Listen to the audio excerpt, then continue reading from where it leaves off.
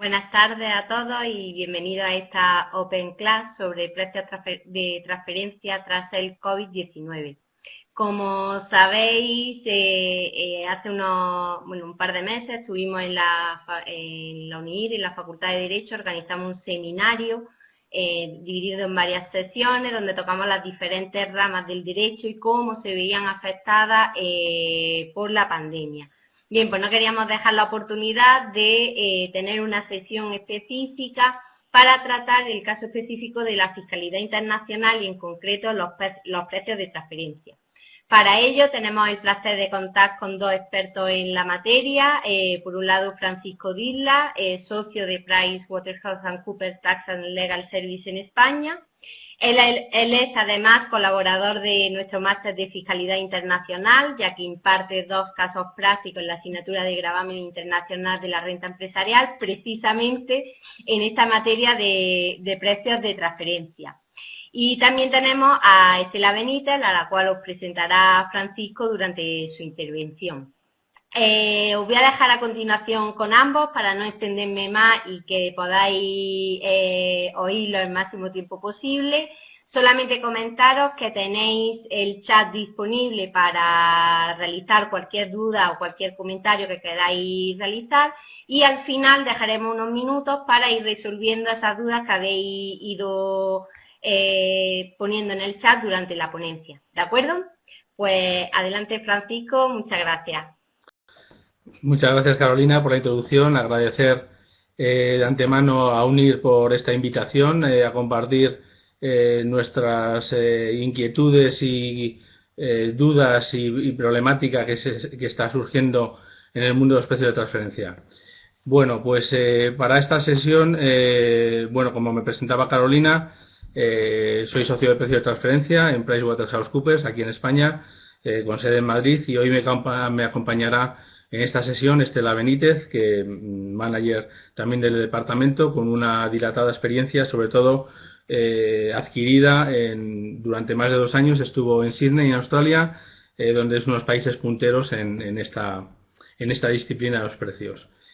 Para hacerlo más eficiente posible, y esta introducción, pues hemos preparado esta presentación para que nos guíe en qué está ocurriendo en el mundo de las multinacionales. Antes de detenernos en los puntos que aquí señalamos, hacer una reflexión. El mundo en los últimos 50 años, diría, o 60 años, desde después de la Segunda Guerra Mundial, solo ha habido un entorno de crecimiento, de creación de riqueza, de generación de beneficios y las multinacionales de expansión, la conquista comercial de mercados, etcétera. Con la pandemia del COVID-19 hay una disrupción en el mundo, desde luego en la producción tanto de bienes y servicios como en el desarrollo de las economías. La información que nos comparten las distintas agencias financieras en cuanto a la contracción del PIB en los países desarrollados es brutal. O sea, estamos hablando de caídas del PIB en las economías tanto desarrolladas como subdesarrolladas de más de 2 dígitos. Para que os hagáis una idea, en España, el mercado que quizá conozca mejor, en la crisis de 2008 hubo una contracción del PIB del 5%, una caída del PIB del 5%, y ahora estamos hablando de una caída casi del 12%, con lo que eso conlleva su impacto tanto en la creación y el sostenimiento de compañías, así como la creación de empleo. Sin más dilación y hecha esta reflexión de que pasamos de una forma impactante en menos de 30 o 40 días de que el mundo iba sin parar, deprisa, produciendo, cerrando contratos, viendo planes de expansión, qué mercados vamos a conquistar, a una paralización brutal y de la fabricación y la comercialización de bienes y servicios. Para ello, las medidas principales que en el mundo de precios estamos valorando, pues hay medidas a corto plazo y medidas a largo plazo. o cuestiones a corto plazo y medio plazo. En cuanto a las cuestiones a corto plazo y que requieren de una rápida reacción por parte de las compañías multinacionales, hay tres puntos fundamentales. Lo que es el replanteamiento de las relaciones contractuales intragrupo, la crisis de comparabilidad, que ahora me detendré un momentito, y la gestión con urgencia de la caja, y muy ligada a la gestión de la caja al mantenimiento del empleo en las compañías. En cuanto al primer punto, el replanteamiento de las relaciones contractuales intragrupo, aquí señalo lo que es la fuerza mayor y las cláusulas o doctrina rebus sic stantibus. ¿Vale? ¿Esto qué significa?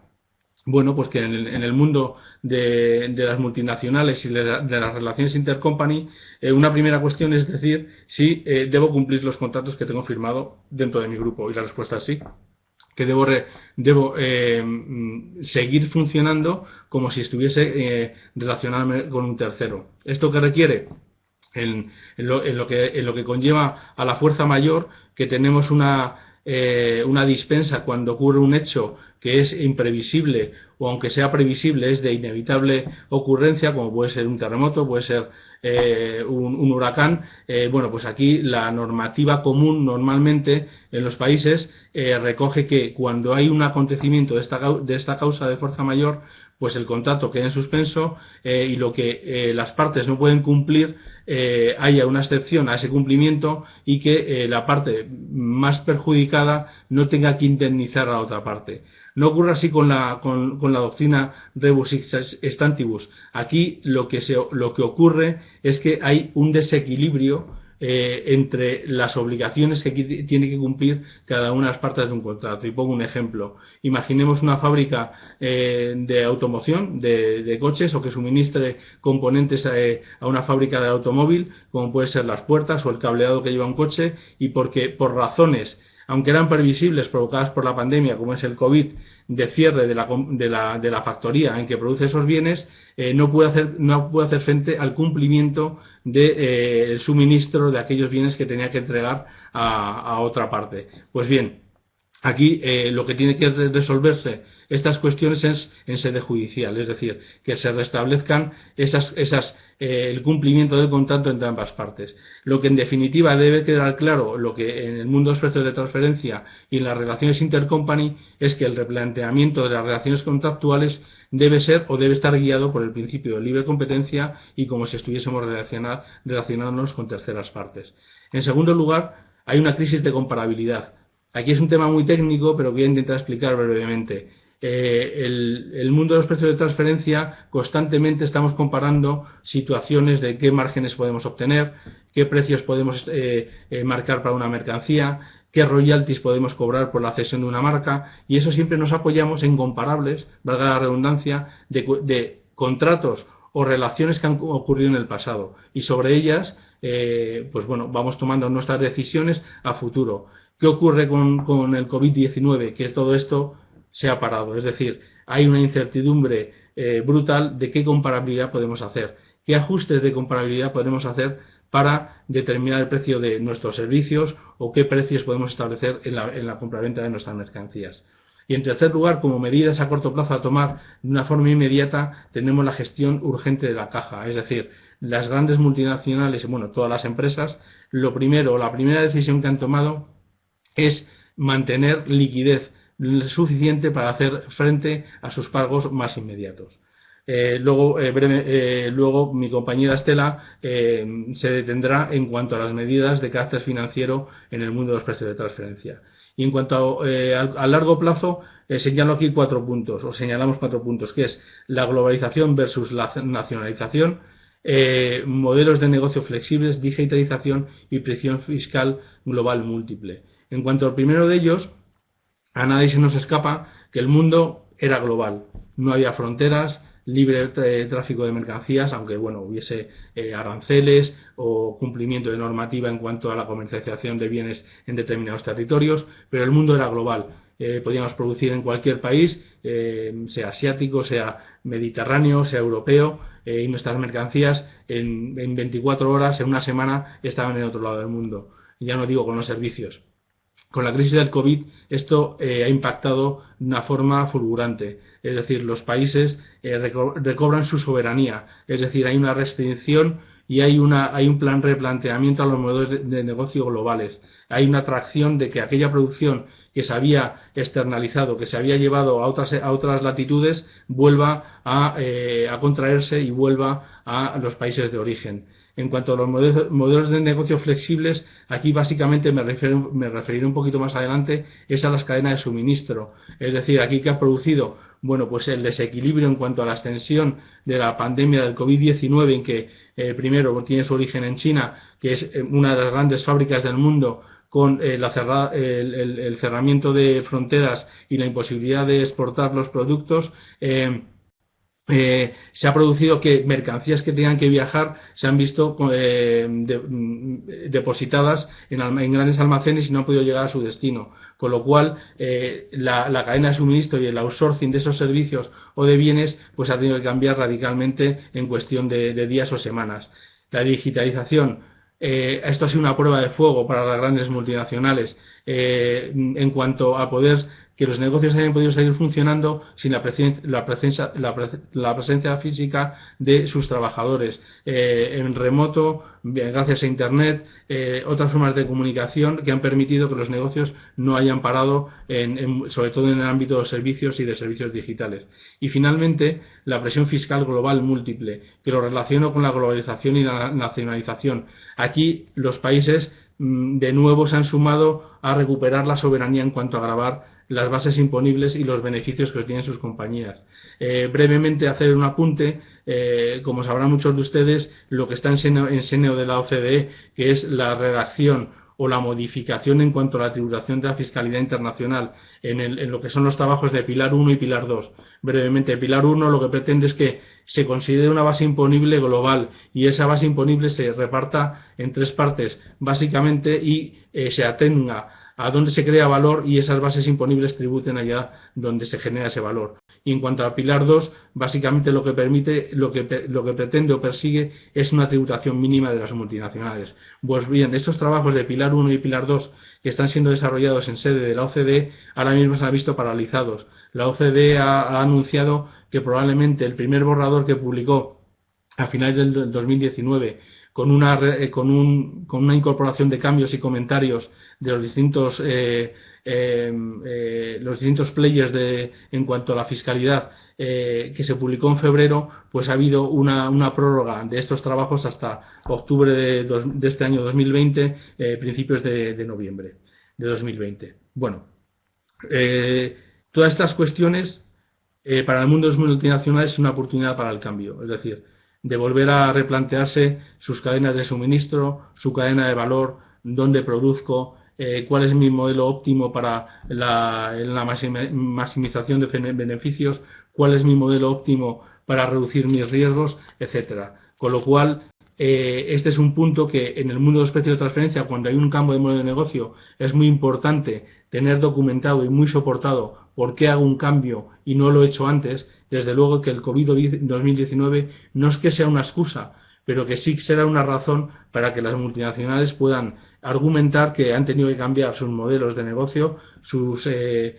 cadenas de suministro, cadena de valor debido al COVID-19. Para ello, vamos a dividir estas cuestiones que enunciaba ya muy ligado a lo que es el impacto en los modelos de negocio en dos grandes áreas, lo que es el corto plazo y largo plazo. Me apoyaré en este eje de coordenadas midiendo la complejidad y la temporalidad de estas medidas. Como decía, esas medidas de corto plazo, pues tenemos aquí lo que es el reembolso de gastos extraordinarios que han podido producirse debido a la pandemia, gastos sanitarios, pérdidas que se han producido por cierre de fábricas, penalizaciones porque ha habido algún incumplimiento de algún contrato. ¿Quién debe asumir esos gastos extraordinarios? En segundo lugar, la revisión de las políticas de precio de transferencia y, en particular, los márgenes que venía aplicando en mis transacciones. Como decía anteriormente, hay una crisis de comparabilidad. En el mundo de los precios de transferencia nos basamos en hacer benchmark y buscar comparadores del mercado, es decir, qué márgenes se aplican en economías o en negocios que son comparables a mi negocio. Bien, pues esto adolece ahora de una gran fisura o vacío en qué comparadores tendré que utilizar. En tercer lugar y a corto plazo, la revisión de otros cargos intragrupo. Aquí principalmente me referiría a lo que son los servicios de management fee, es decir, los servicios de apoyo a la gestión que un grupo multinacional da a todo su grupo, servicios financieros, servicios administrativos, servicios de carácter legal, royalties por la generación de marca, pues este tipo de cargos intragrupo si han de ser revisitados y recalculados. Y por último, a medio plazo, el tratamiento de las entidades de riesgo limitado. ¿Qué quiero decir con esto? Lo que es un distribuidor de riesgo limitado o lo que puede ser, un fabricante de riesgo limitado. Riesgo limitado no significa cero riesgo. Es decir, si yo tengo una fábrica en cualquier país del norte de Europa o en algún país de Asia o en algún país de Centroamérica y por la decisión de un gobierno esa fábrica se ha cerrado, ¿qué ocurre? Que si yo no he podido, soy un fabricante de riesgo limitado y no he podido suministrar mis productos. Bien, ¿significa que los costes que he incurrido por el cierre de esa fábrica derivado de una decisión gubernamental tendrá que asumirlo esa fábrica? Bueno, pues son negociaciones que tendré que acudir también a lo que harían terceros independientes. En siguiente lugar, tenemos una serie de medidas a largo plazo y más de replanteamiento de mi negocio. Empiezo por el final y esto lo tratará ahora mi compañera Estela, que son lo que son las políticas de financiación intragrupo, que desde luego tienen un impacto básico en lo que es el mundo de los precios de transferencia. En a largo plazo y en cuanto a su complejidad, ¿qué pasa con el tratamiento de nuevas transacciones? ¿Qué quiero decir aquí? Y lo ligo con la revisión de los cargos intragrupo.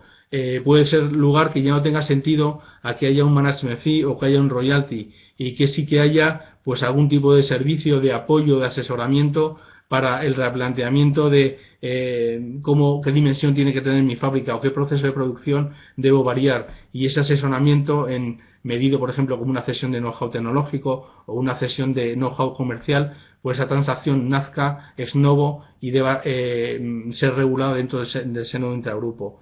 La revisión de los modelos de profit split. Aquí me detengo en profit split, es decir, como decía al inicio de esta exposición, el mundo desde la Segunda Guerra Mundial ha sido un crecimiento. Hablamos en términos de beneficio, hablamos en términos de distribuir beneficio. Ya con el plan BEPS hubo una revisión de las directrices de precio de transferencia en el sentido de que los beneficios deben tributar allí donde se crea valor y donde se aporta mayor valor y que no haya un traslado ni de bases imponibles ni una minoración del beneficio tributable. Bueno, ahora el escenario cambia. Estaríamos en un sistema de less split, es decir, de pérdidas. Es decir, ya no hablo de beneficios, sino quién deberá asumir un mayor grado de las pérdidas. ¿Debe asumirlo la entidad holding o la entidad principal de un grupo? ¿Debe asumirlo sus distribuidores de riesgo limitado? ¿Debe asumirlo aquel productor bajo contrato? Son cuestiones que han de tratarse. También algo a largo plazo, cuando he negociado acuerdos de valoración con distintas administraciones o tengo un ruling para la facturación de un royalty en determinado país. Bueno, pues las circunstancias del COVID, desde luego, que justifican que esos acuerdos de valoración con la administración del país que sea o el ruling que pueda tener algún país merezca, desde luego, el sentido de llamar a la puerta de esa administración y que, dado que las circunstancias han cambiado, debamos revisar la redacción de esos acuerdos previos de valoración o el ruling que pueda tener. Tenemos aquí en octavo lugar la redefinición del modelo de asunción de riesgos.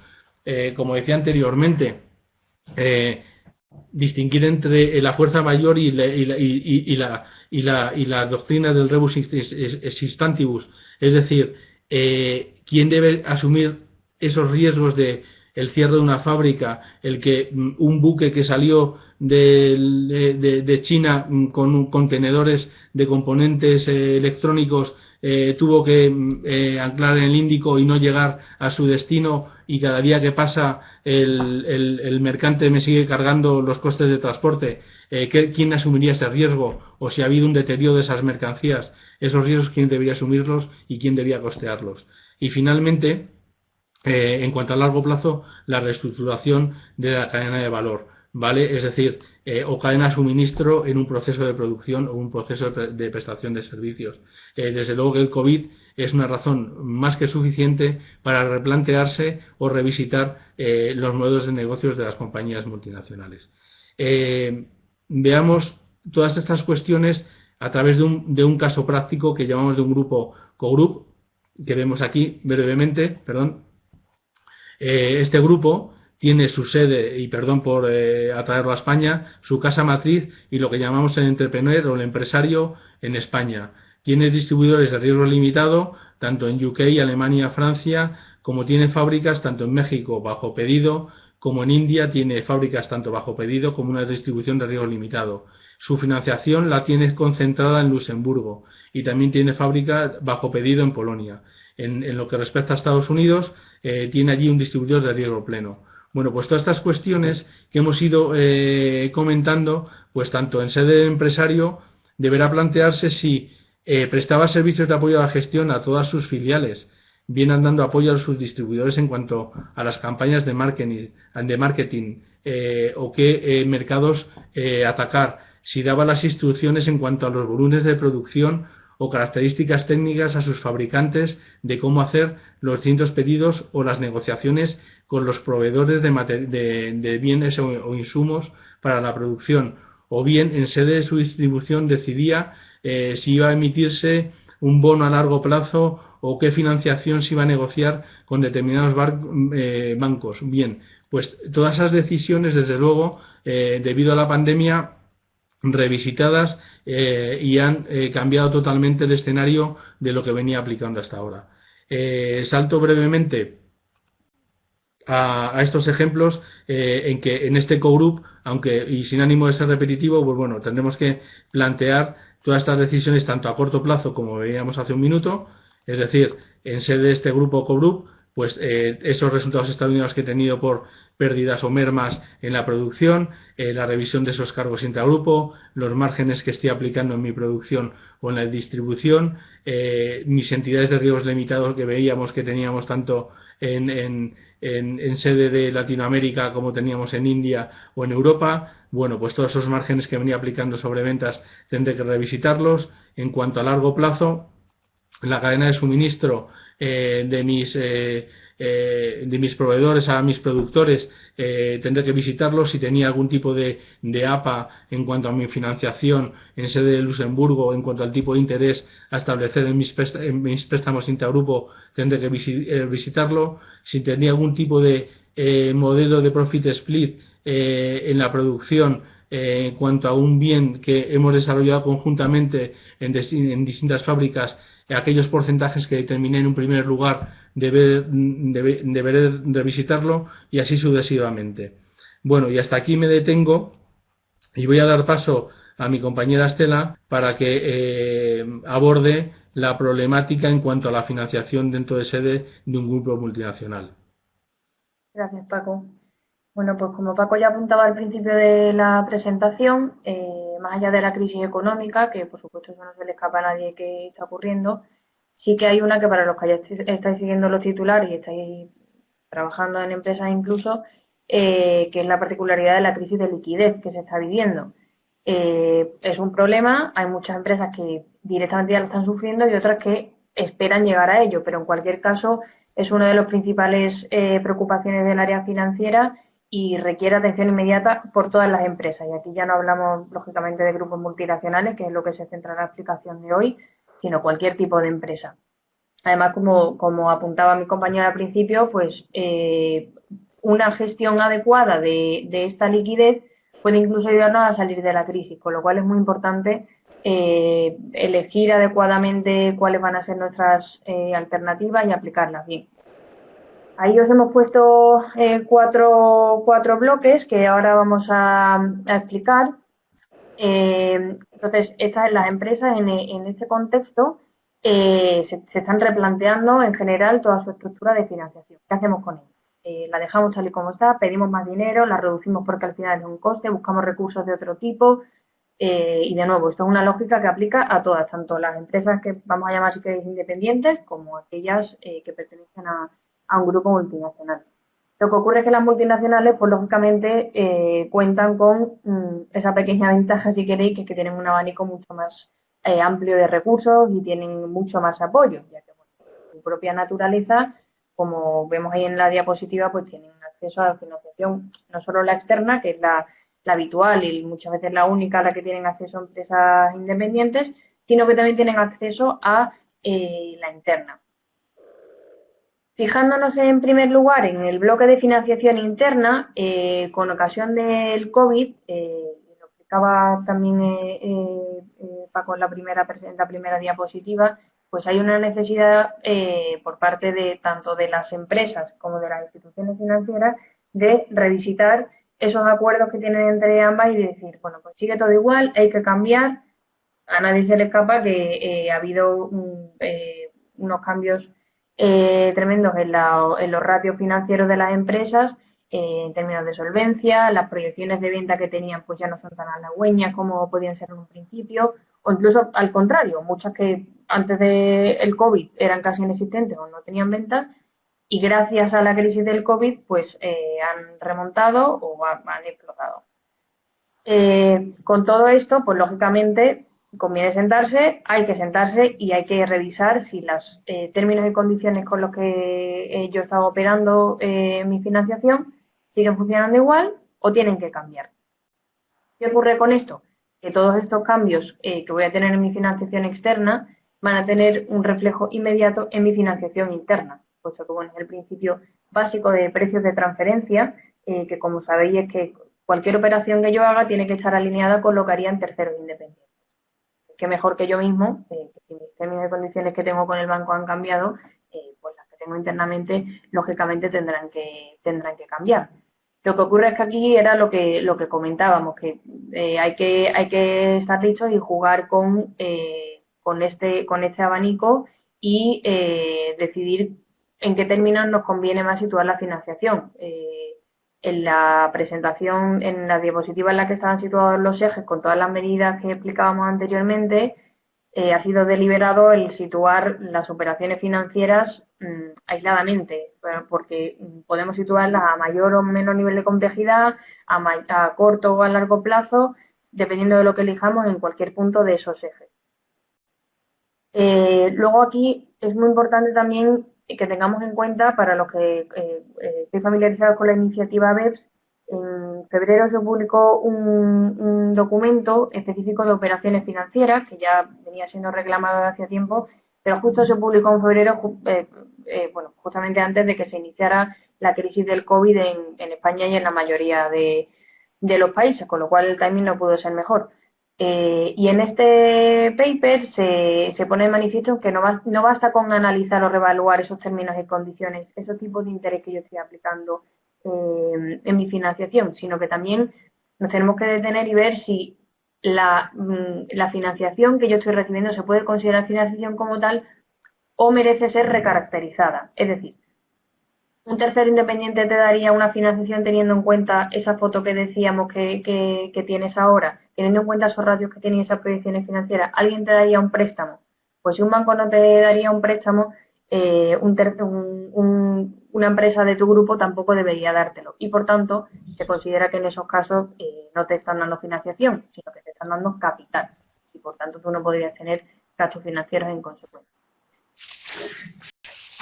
Y bueno, pues finalmente ahí apuntábamos un bloque de otras transacciones que aplican en general para precios de transferencia, pero para la materia concreta de operaciones financieras hay muchas entidades que se han desviado de su habitual estrategia de financiación por las necesidades de la situación y se están planteando nuevas transacciones, como puede ser una herramienta de utilizar la figura del cash pool. Que para aquellos que no lo conozcáis, pues es una herramienta de financiación que se suele utilizar bastante en los grupos, a través de la cual se designa un cash pool líder y todas las entidades que participen en este cash pool lo que se hacen son barridos de distintos periodos, normalmente suelen ser a muy corto plazo, incluso diarios, de manera que aquellas empresas que tienen exceso de liquidez compensan a aquellas otras empresas que tienen defectos de liquidez. Con lo cual, este cash pooling se plantea como una medida estupenda precisamente para compensar aquellas situaciones en las que pues, unos países que han sido más afectados por el COVID a lo mejor no han sufrido tanto esa crisis de liquidez como lo pueden haber sufrido otros y los grupos de nuevo se pueden beneficiar de estas figuras precisamente para mitigar o paliar esta crisis de liquidez. Y esto es todo lo que queríamos contar en relación a la gestión de la liquidez y la financiación intragrupo. Y a continuación lo que os dejamos son una serie de enlaces en los que los principales son de la OCDE. Si tenéis curiosidad, a partir de esos enlaces en el blog en el que están, entrad asiduamente porque van a ir publicando más documentos y, bueno, pues precisamente es lo que está pasando en el mundo y cómo está reaccionando la OCDE, y ahí es un adelanto a cómo van a reaccionar los países y, por tanto, las empresas, y os invito a que lo reviséis.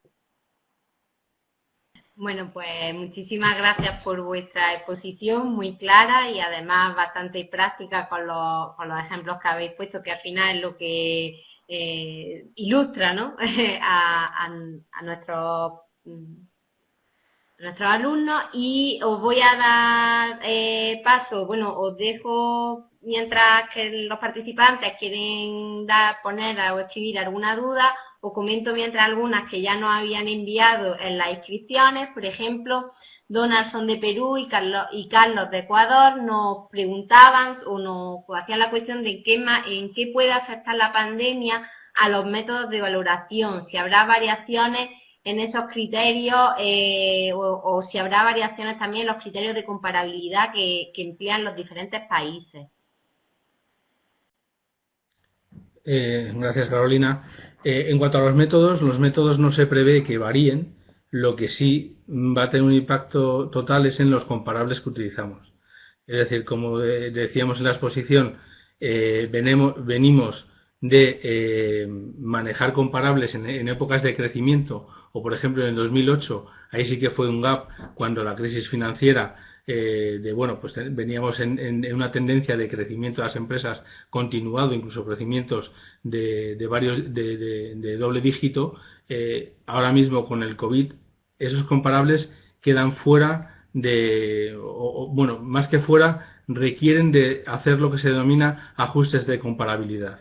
Es decir, por ejemplo, si tenemos un distribuidor que tiene un almacén y ese almacén tiene un stock que no le da fluidez en cuanto a su distribución, pues los comparables en cuanto al capital circulante que venía utilizando distribuidores parecidos al mío, tendré que hacer ajustes en cuanto a qué volumen sería el óptimo. Entonces, por concretar las preguntas que han hecho, los métodos seguirán siendo los mismos, lo que sí, los comparables, desde luego, habrá que revisitarlos y analizarlos muy en detalle y qué ajustes tendremos que hacer para poder ser utilizados en las relaciones intercompany. Perfecto, muchas gracias. Otra pregunta, ahora ya vamos con las que mientras nos están poniendo en el chat. Jorge Aníbal de Perú nos decía que por qué, a pesar de haber legislado muchos países sobre precios de transferencia, las administraciones tributarias, las autoridades fiscales no han obtenido la recaudación que esperaban por esta vía.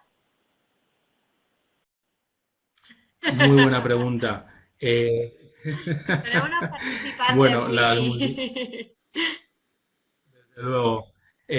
Bueno, eso es una lucha internacional. Como había mencionado al principio, o sea, ahora desde luego, si siempre ha habido, bueno, pues una protección en cuanto a la soberanía de gravar los beneficios de las empresas, y las normas de precio de transferencia, que es, bueno, situar las bases imponibles allá donde se genera valor o donde deben tributar. Bueno, las medidas de precios han hecho un esfuerzo brutal, ¿no?, por conseguir esto, pero la planificación fiscal internacional y la utilización de algunos países de menor tributación o crear transacciones que quizá no tienen la sustancia suficiente, pues bueno, al fin y al cabo, en una primera instancia los gobiernos no consiguen recaudar todo lo que les gustaría y es en sede ya de inspección cuando revisitan los modelos de negocio, revisitan las transacciones y hacen ajustes a lo que se ha tributado en un momento inicial. Verónica nos escribe por aquí, de Ecuador, nos pregunta que cómo sustentar pérdidas y cambios de comparables frente a las administraciones tributarias que toman estos puntos como llamados de atención para posible auditoría. Muy complicado. ¿Te atreves tú, Estela, con ella? Sí, bueno, ¿Cómo justificar las pérdidas? Es una pregunta buenísima, Verónica, porque además es algo que está siendo muy reclamado, igual que decía antes el paper de operaciones financieras, todas las empresas están reclamando una posición de la OCDE al respecto. En la directriz de precio de transferencia se menciona que bueno, que sí que puede haber pérdidas y que dependiendo de la situación se puede justificar, pero es algo muy vago. Pero se espera que se supone en los próximos meses, pero no hay todavía una fecha cerrada al respecto. La OCDE se va a pronunciar con un documento específico cubriendo el tema de las pérdidas. Con lo cual, pues nada más que lo saquen, ojalá estemos en contacto y te lo podamos comentar. Pero en cualquier caso, con las administraciones tributarias es el pan de cada día de las inspecciones. De, oye, pues depende del perfil funcional que tengo, que yo al final funciono a veces como si fuera no un independiente, sino casi peor, porque estoy más vendido todavía. Entonces, claro que tengo pérdidas. De hecho, mira mis comparables que son también independientes cómo están teniendo pérdidas también. Entonces, por ahí se trata de sustentar. Exacto, aquí la clave, gracias Estela, será, Verónica, determinar en qué medida, qué parte o qué entidades del grupo deberán asumir el mayor volumen de pérdidas. Es decir, si ahora el empresario principal, como mostramos en el ejemplo, se llevaba el residual o el mayor beneficio, ¿significa ahora eso que deberá llevarse el mayor volumen de pérdidas y dejar a sus entidades, sus filiales, o no con pérdidas o retribuirlas en un mínimo? Bueno, pues es una cuestión, como decía Estela, no resuelta todavía. No sé si se habían planteado más de 150 preguntas, ¿no?, a la OCDE por todos los players, por las Big Four, despachos, etcétera, y bueno, y multinacionales a resolver. Y ese paper que está, bueno, previsto a que salga a finales de octubre, resolviendo estas cuestiones. Pero muy buena pregunta. ¿Cómo se van a repartir las pérdidas? No tengo la respuesta. Perfecto. Carlos nos pregunta sobre lo comentado por Francisco, que es necesario revisar los management fees o markup. ¿Quiere decir que es lógico reducirlos? Por otro lado, con respecto a los distribuidores de riesgo limitado, ¿han de mantener el ratio de beneficio establecido inicialmente mediante benchmarking o por lo contrario el grupo puede asignarle una pérdida o lo que significaría no concederle un ajuste de precio? Abono. Muchas gracias, Carlos. En cuanto al management fee, lo que estamos viendo en nuestra experiencia son lo que se llaman unas holidays, unas vacations de management fee, es decir, no complicar más la situación financiera de mis filiales y hacer una pausa, al menos temporal, de 1 año, 2 años, hasta que esto se resuelva, y esos cargos que no lleguen a las filiales, así como royalties por marca o por cesión de intangibles. ¿Vale? En cuanto a los markup, me refiero un poco a lo que había dicho antes de los benchmark. Un markup al final acudo a unos comparables para ver si tengo que aplicar un 6%, un 5% en la distribución de un bien medido sobre ventas, si tengo que aplicar un 10% de markup en la producción, en la prestación de un servicio. Todos esos benchmark ahora mismo tienen debilidades en cuanto a comparabilidad y tendremos que hacer esos ajustes que decía, tener en cuenta las circunstancias, cuánto ha impactado en mi negocio, porque bueno, aquí todo no es malo. Igual he dado un mensaje no negativo, pero que estamos en escena de pérdidas. Hay negocios que están ganando mucho dinero, muchísimo dinero. O sea, Amazon, no sé si ha batido récord en cuanto a ventas. Fábricas de celulosa han vertido producción que no dan abasto. Empresas de logística, bueno, tienen sus flotas totalmente a pleno rendimiento. Entonces, dependiendo del sector, tendré que analizar cómo me ha impactado la pandemia y qué ajustes tendré que hacer para que mis comparables sean válidos. Jorge nos pregunta si puede haber comparables ante la situación inédita que significa el COVID-19. Ahora mismo no los hay, pero bueno, cerraremos el ejercicio. Bueno, hay empresas, fijaros, que han cerrado ejercicio fiscal.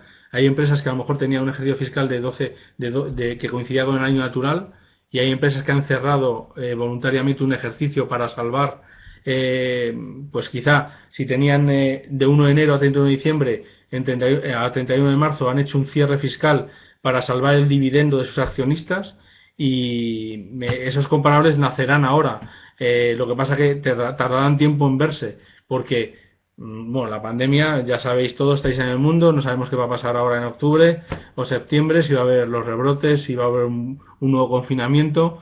No me atrevo a decir, pues no sé, hasta mediados de 2021 no tendremos comparables que estén afectados por el COVID-19. Alex nos pregunta vuestra opinión sobre el tratamiento de los gastos extraordinarios o pérdidas de ingresos. Normalmente aumenta la rentabilidad o aminoran las pérdidas. ¿Deben analizarse tanto en las compañías analizadas como en los comparables? ¿O en vista de que la pandemia es a nivel mundial, no serían temas extraordinarios dentro del análisis de comparabilidad? ¿Te atreves, Estela? Sí, pues aquí de nuevo es siguiendo el perfil funcional, si queréis, de las empresas de las que estemos hablando, que el tratamiento será uno u otro. Lo que pasa que, lógicamente, es una situación excepcional y incluso en aquellos casos en los que estoy, una filial mía, por ejemplo, que en teoría está trabajando a riesgo pleno, digamos, y debería asumir ya todos los gastos, a lo mejor la ahogo completamente si le hago asumir ese gasto, a pesar de que tenga ese perfil funcional y ayudándola un poco, la ayuda a mantener la economía y por tanto todos los puestos de trabajo, con lo cual la lectura no es tan directa de precio de transferencia, me parece a mí, de te asumes tú o no asumes ese cargo. Y por ahí iría un poco la defensa. Para aquellos que está claro que el perfil funcional es más limitadito y que yo tengo que asumir todos aquellos gastos extraordinarios en los que incurran, pues por ejemplo de despidos, pues ahí es más sencillo el tratamiento y la defensa. Pero muy oportuna tu pregunta porque es verdad que las directrices de la OCDE te dicen que pues las causas extraordinarias o que no son rutinarias sean tenidas en cuenta para analizar un periodo, por ejemplo, de 3 años de los rendimientos de una compañía. Pero es verdad que ahora esto ha afectado a todo el mundo. No es una cuestión extraordinaria. Sí en cuanto a su ocurrencia, pero quizá aquí me remito un poco a la primera reflexión que os hacía de los términos contractuales. Habrá que ver y analizar muy bien qué tengo pactado en mis contratos, es decir, cómo tengo regulada mi fuerza mayor y cómo tengo regulado si tengo un incumplimiento de mi contrato debido, bueno, hay países que no han tenido prácticamente confinamiento, no sé, Corea del Sur, o han hecho las cosas muy bien, o bueno, o en Estados Unidos o Canadá el COVID llega después. Bueno, son circunstancias en que, bueno, quizá no puedo invocar lo extraordinario, sino que es algo que es ordinario en todos porque nos ha afectado en todos. Y cada parte tenga que asumir parte de esos resultados extraordinarios de carácter o costes extraordinarios que han tenido debido al Perfecto. Y COVID-19. por último, para acabar, que nos quedan 2 o 3 minutitos, Joelma pregunta que Paraguay ha traspuesto en su normativa los precios de transferencia, pero no lo ha reglamentado. ¿Esta situación del COVID podría impactar en cuanto a ello, en cuanto a la flexibilidad e inclusión de la cláusula Safe-Harbor? Vale, bueno, la Safe Harbor es porque tengo, bueno, una situación en que me asegura determinada retribución o tratamiento de alguna transacción en términos de margen o no deducibilidad de un gasto.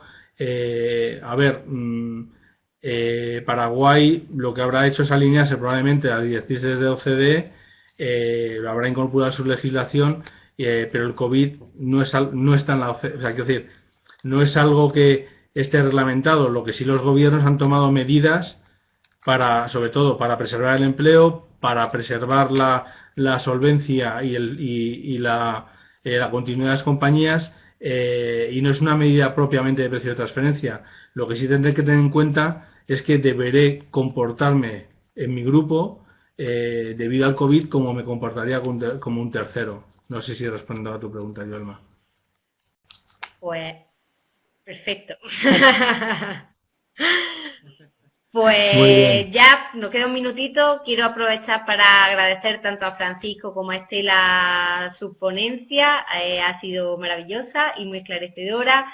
Y a los participantes, pues bueno, sus preguntas que nos han enviado antes de la Open Class de hoy y las que han formulado a través del chat. Eh, Pues muy bien, Carolina, pues agradecerte la invitación, agradecer a UNIR por contar con nuestra participación y a todos los participantes que a través tuya o del chat que se genere después de este webinar, encantado de si hay alguna cuestión en resolverla y de participar en alguna otra charla. Os la trasladaremos. Muchas gracias. Un placer. Hasta luego. Hasta luego.